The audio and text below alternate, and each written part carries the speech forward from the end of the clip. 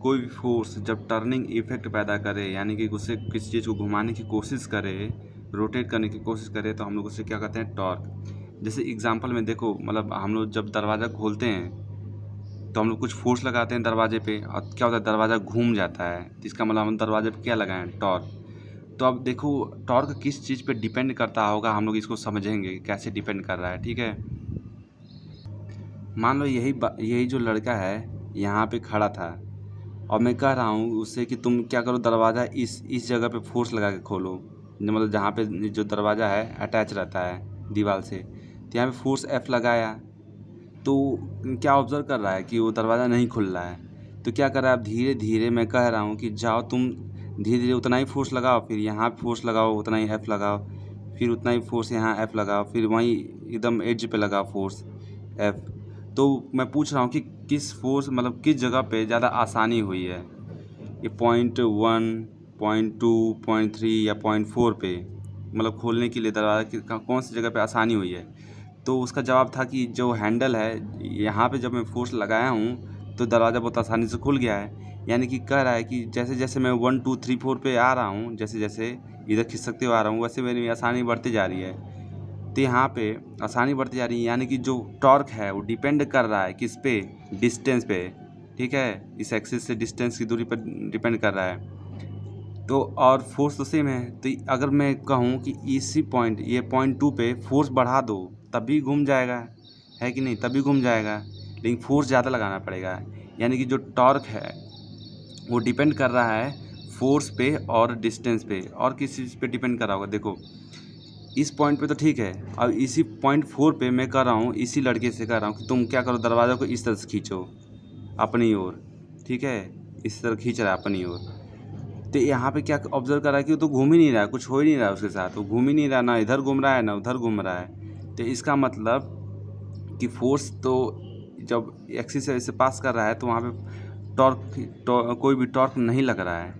यानी कि फोर्स को परपेंडिकुलर होना चाहिए ताकि वो लगे, या किसी एंगल पे, मान लो कुछ एंगल, मैं बोल रहा हूँ कि तुम कुछ एंगल पे खींच लो, कुछ ऐसे खींचो, ऐसे खींच रहा है कुछ एंगल पे F, तो कुछ टॉर्क लग रहा होगा, कुछ कंपोनेंट होगा, कुछ इधर की तरफ कंपोनेंट होगा F डैश, और कुछ कंपोनेंट इधर की तरफ होगा F dash F double dash. तो ये जो फोर्स है ये वाला, ये टर्निंग इफेक्ट नहीं पैदा कर रहा है, लेकिन ये वाला टर्निंग इफेक्ट कर रहा है, इधर की तरफ घुमाने की कोशिश कर रहा है, ठीक है। तो ये टॉर्क तो इसका मतलब मतलब डिस्टेंस पे भी डिपेंड कर रहा है, डिस्टेंस पे डिपेंड कर रहा है, और फोर्स पे डिपेंड कर रहा है, और थीटा पे भी डिपेंड कर रहा है, किस एंगल पे फोर्स लग रहा है। तो हम लोग जो टॉर्क को डिफाइन करते हैं, हम लोग टॉर्क को R क्रॉस F से डिफाइन करते हैं, ठीक है, ये डेफिनेशन है, इसको मूवमेंट ऑफ फोर्स कहते हैं। तो अब एक और एग्जांपल, मान लो ये हथौड़ी है, मतलब जो लोहे का बना रहता है, और फिर उससे हैंडल जुड़ा हुआ है, एकदम वो लोहे के पास से हम लोग पकड़ के यहाँ पे इस बिरंजी को ठोकें, यानी कि जो नेल है उसको ठोकें, तो क्या होगा, जो धीरे धीरे अंदर जाएगा, मतलब उतना नहीं हो इफेक्ट, मतलब ज़्यादा मेहनत करना पड़ेगा उसको ठोकने के लिए। तो हम लोग क्या करते हैं कि हैंडल के एकदम बारी पे एकदम आखिर में जाके पकड़ते हैं, फिर जब ठोकते हैं तो क्या होता है, नेल अंदर चला जाता है आराम से। तो यहाँ पे टॉर्क का फ़र्क पड़ जाता है। तो चलो हम लोग थोड़ा बहुत टर्म हम जान लेते हैं, थोड़ा समझ लेते हैं। ये जो है ये टॉर्क का डेफिनेशन है, टॉर्क और movement of force is the turning effect of force about the axis of rotation. तो ये एक्सिस ऑफ रोटेशन है, जिस एक्सिस के अबाउट ये घूम रहा है, क्योंकि इसकी ये जो पॉइंट P है इस पर फोर्स लग रहा है इस डायरेक्शन की ओर, ठीक है, इसी वजह से घूम रहा है वो इधर की ओर।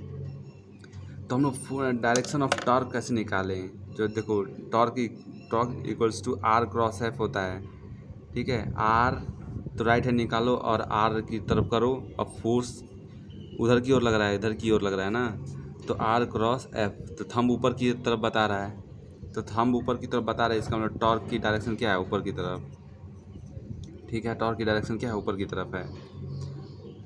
तो जो पॉइंट P है उसको हम लोग कहते हैं point of application of force, जिस पॉइंट पे फोर्स लग रहा है। और जो परपेंडिकुलर जो डिस्टेंस है, ये जो परपेंडिकुलर डिस्टेंस है जो D है, जिस पे जो फोर्स को, जिस पॉइंट पे फोर्स लग रहा था उसको पीछे खींचते खींचते गए हैं और परपेंडिकुलर डिस्टेंस खींच दिए हैं, मतलब एक्सिस से। जो D है इसको हम लोग कहते हैं मोमेंट आर्म और लीवर आर्म। इसकी वैल्यू हम लोग निकाल सकते हैं, है ना, ट्रिग्नोमेट्री लगा के, ठीक है। देखो ये डिफ़िकल्ट नहीं है, rotational equilibrium and the principle of movements. अगर टॉर्क समझ में आ गया है तो ये आराम से हो जाएगा, ठीक है। तो देखो एक जैसे जिस पे झूला झूलते नहीं हैं, मतलब जो होता है स्विंग करने वाला, तो मान लो यहाँ पे तुम बैठे हो, यहाँ पे कोई और बैठा हुआ है, या तो यहाँ पे कोई और वेट मतलब लटकाया गया है, तो कैसे सोचा जाए। तो ये जो फोर्स लग रहा है नीचे की ओर, ये क्या कर रहा है, इसको इधर मतलब ये जो प्लेटफॉर्म है इसको क्या कर रहा है, इधर की तरफ घुमाने की कोशिश कर रहा है, और ये वाला जो वेट है इसको इधर की तरफ घुमाने की कोशिश कर रहा है। तो मुझे क्या करना है, रोटेशनल इक्विलिब्रियम, मुझको इक्विलिब्रियम मेंटेन करना है, ठीक है। तो यानी कि ये जो टॉर्क है, अगर ये दोनों एक दूसरे को कैंसिल कर दे तो इसका मतलब दोनों इक्विलिब्रियम में हैं। तो इसका मतलब तो टॉर्क कैसे बैलेंस होगा, देखो इन दोनों का डायरेक्शन ये नीचे की तरफ कर रहा है, ठीक है। ये आर क्रॉस एफ ऊपर की तरफ भेज रहा है, और फिर ये वाला जो M2G है ये नीचे की तरफ भेज रहा है आर। तो यानी कि दोनों अपोजिट डायरेक्शन में है, तो यानी कि दोनों एक दूसरे को कैंसिल कर रहे हैं, ठीक है। तो M1G into D1 equals to हो जाए M2G इंटू D2, ये हो जाए तो रोटेशनल इक्विलिब्रियम में आ गया। सिंपल था और कुछ था नहीं इसमें। ये भी जरूरी नहीं है कि यहाँ पे एक ही ऑब्जेक्ट हो, यहाँ पे एक और लटका सकता हूँ मैं, यहाँ पे एक और लटका दिया। ये हो गया M3G नीचे की तरफ, ये भी इधर की तरफ घुमाने की कोशिश कर रहा है, तो यानी कि M3G यहाँ पे ऐड हो जाएगा, और डिस्टेंस क्या होगा, मान लो D3 है ये, तो ये हो गया D3, ठीक है। दोनों नीचे की तरफ घुमान करेंगे, ये ऊपर की तरफ घुमाने की कोशिश कर रहा है, जिसकी वजह से दोनों एक अपोजिट डायरेक्शन में होगा तभी तो कैंसिल करेगा। सिंपल था ये, बस यही है रोटेशनल इक्विलिब्रियम। एक चीज़ बताना भूल गया था कि इसका डायमेंशनल फार्मूला क्या होगा टॉर्क का।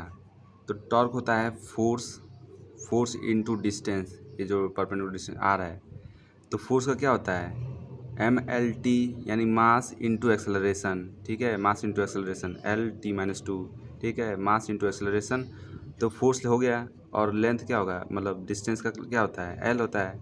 तो वही सॉल्व करेंगे तो हम लोग का ML² T-2 हो जाएगा, ठीक है। टॉर्क का डायमेंशनल फार्मूला ये होता है। तो अब देखते हैं कपल क्या होता है। A pair of equal and opposite forces acting on a body along two different line of action constitute a couple. तो जो नो रिजल्टेंट फोर्स, कोई रिजल्टेंट फोर्स नहीं होगा। मान लो ये जो एक ही बॉडी है उस पर दो फोर्स आ रही है इक्वल एंड अपोजिट, एक दूसरे को कैंसिल आउट कर रही है, तो कोई भी ट्रांसलेशन मोशन नहीं होगा, ठीक है। ये तो ऑब्वियस है, ठीक है।